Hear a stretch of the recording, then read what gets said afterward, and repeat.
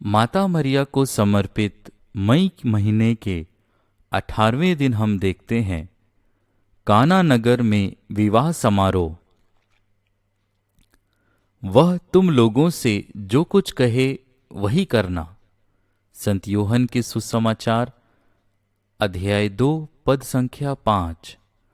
यीशु पवित्र आत्मा की शक्ति से भरपूर अब गुरु अथवा रब्बी के रूप में मानव मुक्ति के कार्य में लग गए। पद यात्रा करते हुए ईश्वर की इच्छानुसार उनका शुभ संदेश सुनाने लगे। एक दिन यीशु को काना नगर से आमंत्रण मिला। किसी के यहाँ विवाह था। आमंत्रण स्वीकार कर यीशु अपने शिष्यों सहित यथा समय वहां पहुंच गए। प्रभु की माता मरिया भी वहां उपस्थित थी। सहसा मरिया की दृष्टि अपने पुत्र यीशु पर पड़ी, जो कुछ दिन पहले एक साधारण बढ़ई का बेटा था। आज वह अपने शिष्यों सहित एक विद्वान रब्बी की भांति अपने माता के समक्ष उपस्थित था।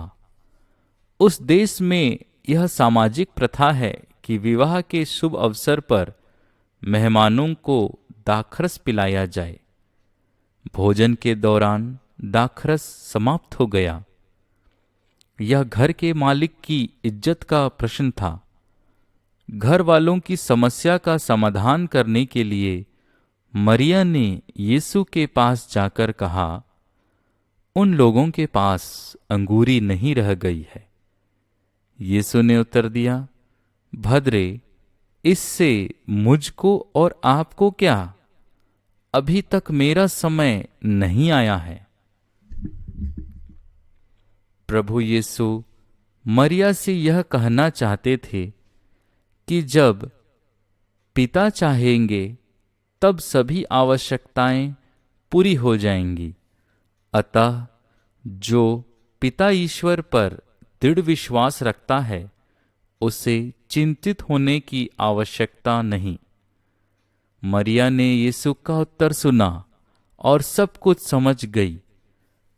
उसे पूरा भरोसा था कि यीशु समस्या का समाधान अवश्य करेंगे। उसने घर के सेवकों से कहा, वह तुम लोगों से जो कुछ कहे वही करना। यीशु ने सेवकों को वहां रखे 6 बड़े बड़े मटकों को पानी से लबालब भरने को कहा। फिर यीशु ने उन पर हाथ रखकर आशीष दी। यीशु की शक्ति से पानी दाखरस बन गया। सब ने दाखरस का आनंद लिया। प्रभु की महिमा का यह पहला चमत्कार था। इस चमत्कार ने लोगों में, विशेषकर शिष्यों में श्रद्धा और विश्वास की जड़ जमा दी। माता मरिया अत्यंत दयालु और करुणामय है। उसने वर वधू तथा उनके परिवार की समस्या का समाधान करने हेतु उचित समय पर उनकी सहायता की। इसी तरह वह हम सब की सहायता हेतु सदैव तत्पर रहती है। यीशु इस संसार में मरिया के आदेशों का पालन करता था, वैसे ही अब भी स्वर्ग में उसकी मध्यस्थता स्वीकार करता और हमें कृपादानों से अनुग्रहित करता है। यदि हम ईश्वर के कृपा पात्र तथा प्रिय शिष्य बनना चाहते हैं तो हमें माता मरिया के आदेशानुसार प्रभु की आज्ञाओं का पालन करना होगा। वह तुम लोगों से जो कुछ कहे वही करना। स्वयं को परमपिता ईश्वर के कर कमलों में समर्पित कर उनकी पावन इच्छा पूरी करें। आइए इसी पर आधारित एक घटना पर हम प्रकाश डालते हैं। संत लियोनार्ड मरिया का परम भक्त था। बाल्यावस्था से ही उसमें मरिया के प्रति भक्ति भावना कूट कूट कर भरी रहती थी। वह सदा माता मरिया का मेडल धारण किए रहता था तथा सम्मानपूर्वक उसे चूमता था। माता मरिया की तस्वीर देखते ही उसका मुख फूल की तरह खिल उठता था। प्रायः दिन में वह कई बार प्रार्थना करता था, हे मेरी प्रिय माता, मैं अपना संपूर्ण जीवन तेरे ही सेवा में समर्पित करता हूँ और प्रेम पूर्वक तेरी सेवा करता हूँ। युवावस्था में लियोनार्ड ने स्वयं को ईश्वर की सेवा में समर्पित किया। वह 40 वर्षों तक दूर दूर पद यात्रा करते हुए सुसमाचार का प्रचार प्रसार करता था। हर प्रवचन के दौरान माता मरिया की भक्ति एवं प्रेम का वर्णन अवश्य करता। फलस्वरूप अनेक अधर्मियों का मन परिवर्तन हुआ। उन्होंने अपने पापों के लिए प्रायश्चित किया तथा वे धार्मिक जीवन जीने लगे।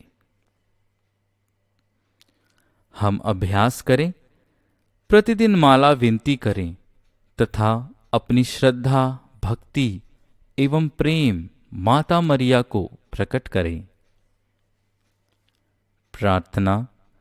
हे करुणामयी माता, हमें कृपा दिला कि हम पड़ोसियों से प्रेम करें, उनकी सहायता करें, हर प्रकार ईश्वर की आज्ञा का पालन कर एकता एवं भाईचारा का संबंध सदैव बनाए रखें। आमीन।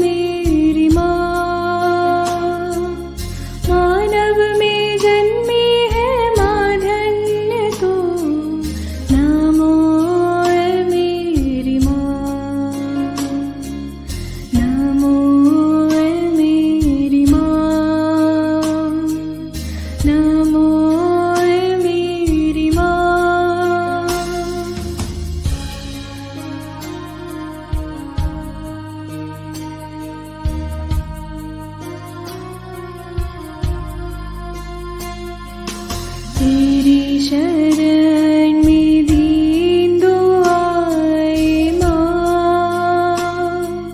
पापी दया का दान है मेरी माँ।